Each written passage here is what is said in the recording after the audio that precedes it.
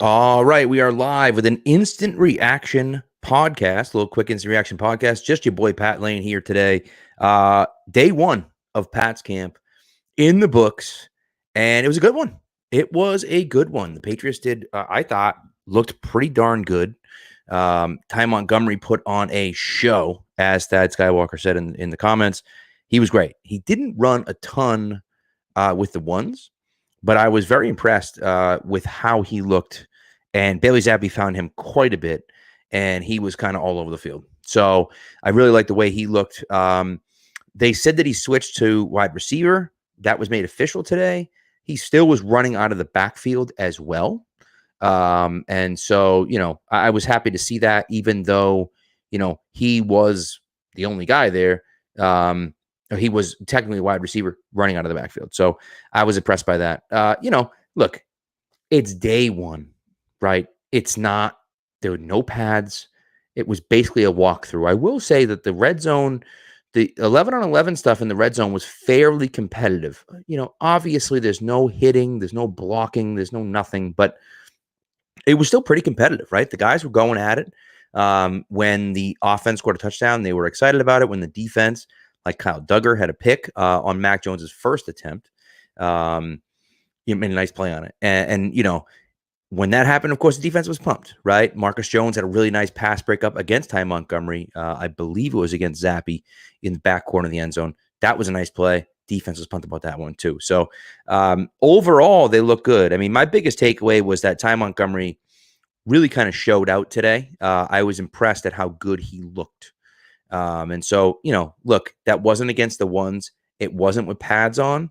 It was the first day of practice. So there's a long way to go. But Ty Montgomery looks like that guy that might be the guy catching passes out of the backfield, and working a little bit in the slot too. So I was impressed with that. He also had a really nice catch. I think Mapu was in coverage, and he had a really nice catch on Mapu in coverage for a touchdown.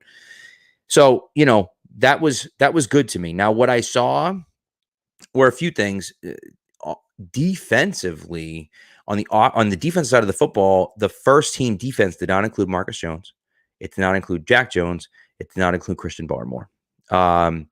And so, I don't know what that means. It probably doesn't mean anything. But, the two starting outside corners were Christian Gonzalez and John Jones. And then the slot corner was Miles Bryant again, who actually had a nice pass breakup on, I think it was Tyquan Thornton, had him just completely blanketed in the back corner of the end zone. So, Miles Bryant looked pretty good out there. Again, first day of camp, right? Like, let's not get overexcited about it, but he looked pretty good. Along the offensive line, Mike Onwenu obviously wasn't there.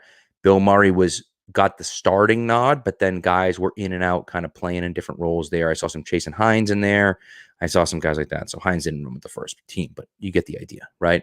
Jake Andrews was the number 2 center when they were in team. But, Cody Russi was, snapping the ball as well. So there were guys out there. Look, as I said, it's the first day. One thing I can tell you is that Andrew Stuber, wow, did not look good. He looked really bad at left tackle. And again, there's no pads, so there's no hitting. So, maybe he's a physical guy and the physicality wasn't there and so on and so I don't know. But just from day one watching him, I'm like, this guy, man, it wasn't good. So he was at left tackle on the second team, and it was bad. It was really bad. So City So, worked at right tackle on the second team. He looked pretty good, I thought. I don't know, but I thought he looked pretty good. So, maybe not a ton that we can see from there, but, it was good to see the guys out there again. They were excited to be there. The fans were pumped to be there. It was hot, as it usually is these first few weeks of training camp. It was real hot. Everyone just baking in the sun.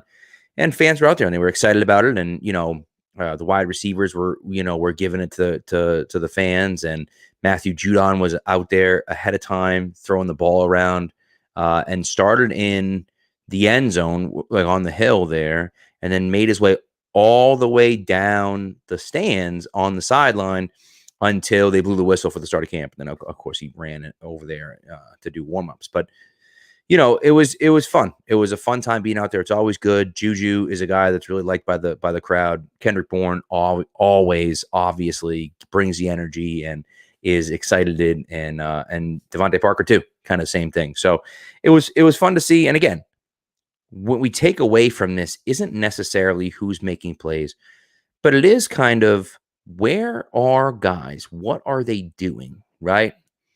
They went to kick. They went to field goal. Chad Ryland was nowhere to be found. Now, I don't think I think that's pretty intentional. I think it's like, hey, Nick Folk is the guy, and and we drafted this guy, and he's probably going to end up taking the job, but we're not just going to give it to you. I will say, though, on the first team kicking unit, it was not Corliss Waitman that was holding. All right, it was Bryce Behringer. So it seems like that is not a competition. That Bryce Behringer is going to be the Patriots starting punter this year. And again, they traded up for Chad Ryland in the 4th round.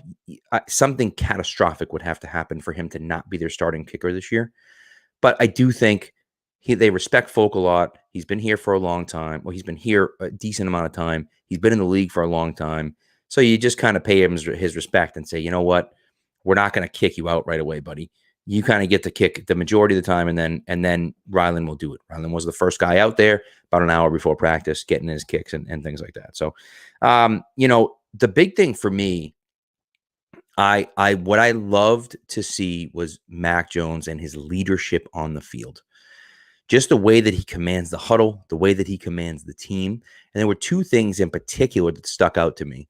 One of them was after a touchdown, and I think it was the Hunter Henry. I believe it was the Hunter Henry touchdown. Henry came across the back corner of the end zone, going to away from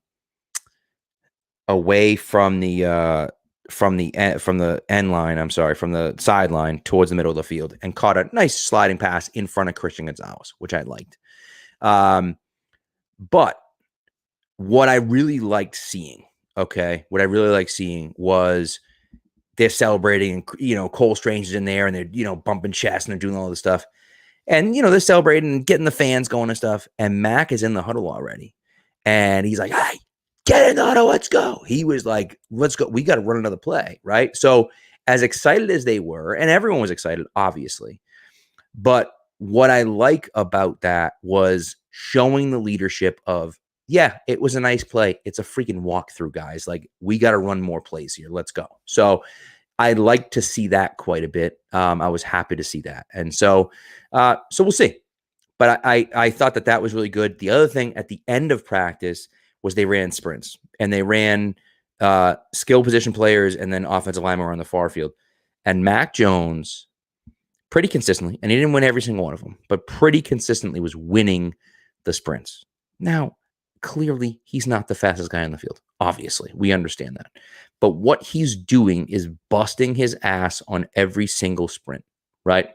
And it seems kind of stupid and sophomoric and whatever, but like, to me, that's a leader right there. That's like, no, we're not dogging it. We're not taking plays off. We're doing everything that we can every second of practice to get better. And that was just something that stuck out to me, right? And it almost like Miles Bryant for a few times kind of smoked him. And then, Miles Bryant kind of finished because they were running up and back. So Miles Bryant kind of finished first and then coming back, and he kind of dogged it. And you could see Mac like busting it to try to beat him, and ended up beating him. And so, it's stuff like that. And it's not big. They're not big things, but it's those leadership things that I think are so important that sometimes go unnoticed. And so I was happy to see that there was no quarterback controversy. Mac was the number one guy. Zappy went in with the 2s. He didn't go in with the 1s. They brought the first team offense out. They put the second team offense in, right? That's what happened. So there's no quarterback controversy here, right? So, when Double Dare says, that people will only hear about Mac's first throw. And look, I know, right? It's too bad, right? That the first throw was an interception, but it's also kind of Duggar. He made a nice play on the ball, right? And so we have to kind of keep those expectations, right?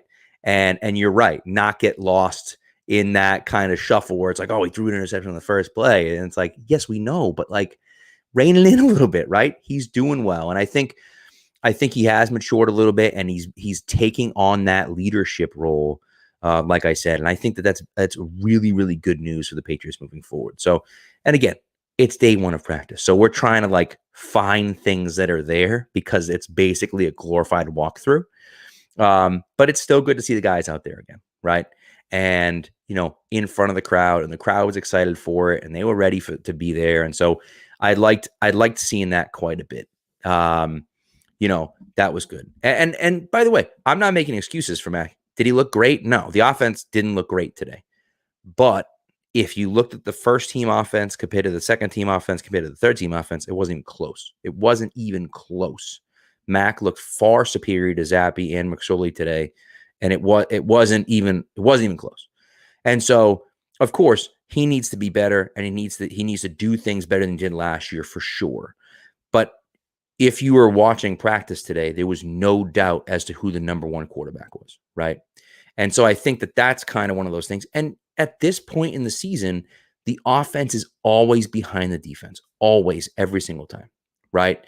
And so, that's one of those things for me that it's like the offense is going to take a little bit of time getting going, but they didn't look like they did last year. Last year, they didn't know what the hell they were doing. They had no idea what was going on out there, and it looked like a disjointed mess.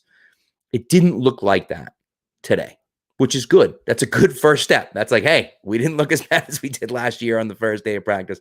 And really the first week of practice was a disaster. It looked better than that this year, which is good. That's already a good sign moving forward. And then we'll see where it goes from there, right? And so there's a long way to go. Anyone that takes, that runs out of today and says, oh, there's this and this and this, no. But I think that it's a good sign. And Dark Blue Gold, happy birthday. It's pretty exciting. And one day you should come to practice on July 26th. That'd be pretty cool. So, and today's my 15-year anniversary. So how about that? It's a good day all around. I hadn't heard about the banjo coverage, so I wanted to look that up. But I was impressed with Christian Gonzalez. I know Gonzalez got beat for a touchdown by Hunter Henry, but he showed some real high football IQ, and Evan Lazar pointed out that he let some things go. He let kind of some plays go and just made some nice plays. I'm failing to paint the picture for you, but he showed some real good football IQ out there. Knows what he's doing. Seems as though he knows what he's doing, right? And so it's good to see him out there, right? And him and John Jones and Jack Jones, hopefully Jack Jones and Marcus Jones and, Miles Bryant at times. I think they're going to have a formidable secondary, and you throw in Duggar and you throw in Peppers and you throw in Phillips and you throw in, Marte Mapu, who was good in coverage. I mean, again, like I said, Ty Montgomery had a really good game, really good day today and made a really nice catch over Mapu, but Mapu had great coverage on him. And it's just a veteran play. Montgomery making, snatching the ball out of the air and making the catch. So, I think that there are some good takeaways from today, but again, it's day one. It's a glorified walkthrough. The Patriots is not like, oh my God, they look a million times better than they did. No, but there's progress from where they were last year. And I think that's big. It's big. So I'm happy with that. And again, it's for me, I'm just excited that it's football season again. Right. And hopefully that's how you guys are feeling as well. Long way to go, but there's practice today. There's practice tomorrow. So I'll be at practice tomorrow, and I'll be doing another one of these instant reactions tomorrow as well. And so we'll see. Right. And then Friday, I will not be at practice. Sunday, I might be, although I'm not 100% sure on Sunday. But either way, we have today, tomorrow, Friday, and then Sunday. I believe, based on what Mike Reese was saying, that he thinks they're going to be in pads on Monday. What that tells me is that they're probably going to practice on Monday, I would think. Not 100% sure on that, but I would think they're going to practice on Monday. They will have their in-stadium practice August 4th, which is next Friday, a week from this upcoming Friday. That is typically a walkthrough, although I feel like was it last year or 2 years ago that they were in shells? So I was happy to see that. That was good. And so we'll see what happens. But I think it was progress today. I was happy to see some guys out there pretty much everyone was out there. The only one that wasn't out there, which I thought was interesting, was Calvin Anderson. There was one other guy that was NFI, and I can't remember the name. It's escaping me at this point. But Calvin Anderson, for me, I was surprised at Anderson not being out there. NFI to me typically means that he failed a physical or failed the conditioning test, which is like, you're trying to make the roster, man. Like, Riley Reef was fine out there at right tackle, but you're trying to make the roster and you're going to fail your conditioning test, and I don't know if that's what happened or not, but like, I don't know why he's not there. I'm not sure, but regardless, I'm hoping to see Calvin Anderson get on the field as well.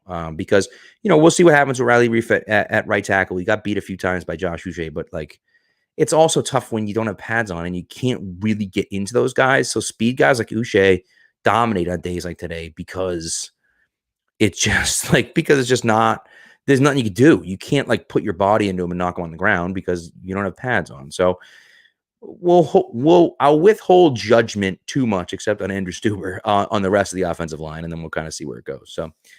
So anyways, that's what I got. That's what I got today. It was an interesting day of practice. It was just good to see the guys out there again, right? And there's a few takeaways. And again, I think don't be surprised now. Don't be surprised if Ty Montgomery starts moving up that depth chart a little bit and is all of a sudden running with the ones, coming on the backfield, catching passes, things like that. So that wouldn't necessarily surprise me. So, but overall, pretty good day. And hopefully we'll see a few more things in the coming days. But a decent day all around. And honestly, it's football season. It's football season. That's all we care about. Like, thank God football's here again. It means the summer's coming to an end and school's going to start again soon, but it doesn't matter. Football season is upon us, and that's a great thing.